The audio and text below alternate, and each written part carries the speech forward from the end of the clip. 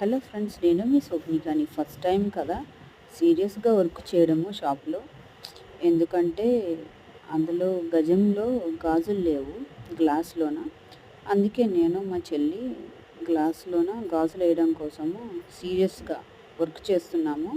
చూడండి, ఓకేనా?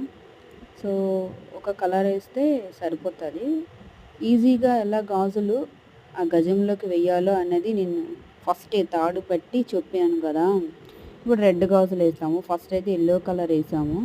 సో ఇది కొంచెం కష్టమైన కానీ పట్టుకుంటాను నేను, రాదు.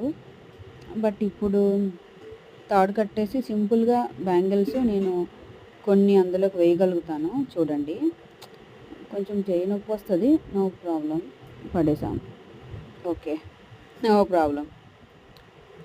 Thank you so much. Bye.